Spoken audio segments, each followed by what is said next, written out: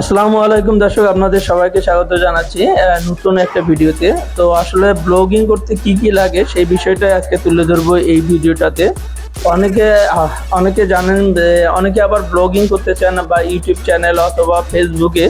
তো ফেসবুক এবং ইউটিউবের জন্য আজকের এই মূলত এই ভিডিওটা। যদি আপনার এই ভিডিওটা ভালো লাগে তাহলে অবশ্যই আমার চ্যানেলটা সাবস্ক্রাইব করে সঙ্গে থাকবেন, আর যারা অলরেডি করেছেন তাদেরকে অসংখ্য ধন্যবাদ। তো যে মেইন বিষয়টাতে আমি আসতেছি সেটা হচ্ছে ব্লগিং করার জন্য কি কি লাগে। অনেকে হয়তো ভাববেন যে অনেক কিছু লাগে, বাট একটা ইউটিউব চ্যানেল খোলার পরে কিন্তু আপনার সবচেয়ে যে জিনিসটা প্রয়োজন সেটা হচ্ছে একটা ভালো ক্যামেরা অথবা ভালো স্মার্টফোন।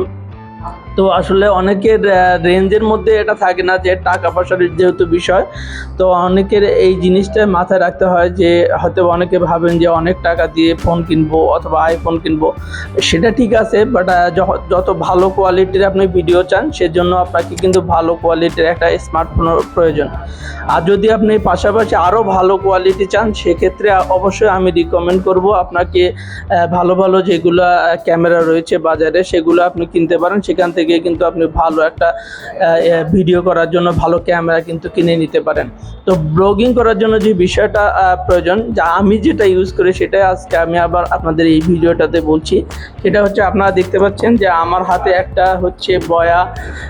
সো এই ছোট একটা ক্যামেরা মাইক্রোফোন, এটা কিন্তু খুবই ইম্পর্টেন্ট। একটা মাইক্রোফোন যদি ভালো না হয় তাহলে কিন্তু আপনার ভিডিওর কোয়ালিটি ভালো আসে না এবং অডিওর কোয়ালিটিটাও ভালো আসে না। সেক্ষেত্রে অবশ্যই বলবো যে হাই রেঞ্জের একটা মিডিয়াম বা অথবা হাই রেঞ্জের একটা মাইক্রোফোন ইউজ করার জন্য। সেক্ষেত্রে আপনার কিন্তু ভালো অডিও কোয়ালিটি পাবেন, তো সেটা ব্যবহার করবেন। সো আমি এটা ব্যবহার করি।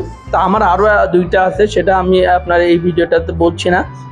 সেটা মিনিমাম 8 থেকে 10,000 টাকার মধ্যে।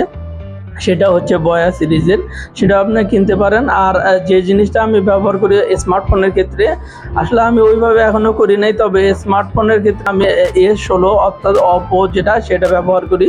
এই স্মার্টফোনটাই আমি ইউজ করি আমার ব্লগিংয়ের ক্ষেত্রে।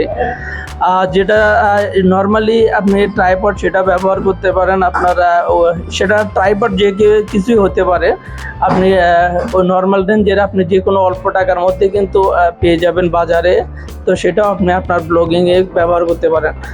আর পাশাপাশি ব্লগিংয়ের আর একটা যে ইম্পর্টেন্ট যে বিষয়টা সেটা হচ্ছে অবশ্যই আপনাকে সফটওয়্যার বা অ্যাপস ব্যবহার করতে হবে। সেক্ষেত্রে আমি আপনাদের বলবো যে ক্যাপকাট, সেটাও কিন্তু খুব সহজে আপনি ভিডিও এডিটিং করার ক্ষেত্রে এটা ব্যবহার করবেন।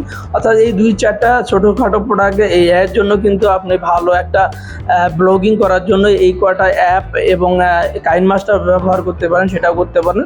এগুলো করলে কিন্তু আপনার খুব সহজে আপনি ব্লগিংয়ের জন্য আপনার এই ব্লগিং করার জন্য এগুলো থাকলে আপনি ব্লগিং করতে পারেন।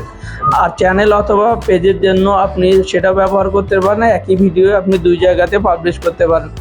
তো সুন্দরভাবে ব্লগিং করার জন্য আপনার যত বাজেট হবে ততই কিন্তু আপনার ভিডিওর কোয়ালিটি ভালো হবে। সেক্ষেত্রে আপনার কিন্তু ভালো একটা ইমপ্রেশন পাবেন। তো দর্শক, অনেক কথাই বলে ফেললাম। যদি ভিডিওটা আপনাদের ভালো লাগে তাহলে অবশ্যই আমার এই ইউটিউব চ্যানেলটা সাবস্ক্রাইব করে সঙ্গে থাকবেন। ততক্ষণ পর্যন্ত সবাই ভালো থাকুন। আসসালামু আলাইকুম। আবারও দেখা হবে অন্য কোনো ভিডিওতে। ততক্ষণ পর্যন্ত সবাই ভালো থাকবেন। ধন্যবাদ সবাইকে। আসসালামু আলাইকুম।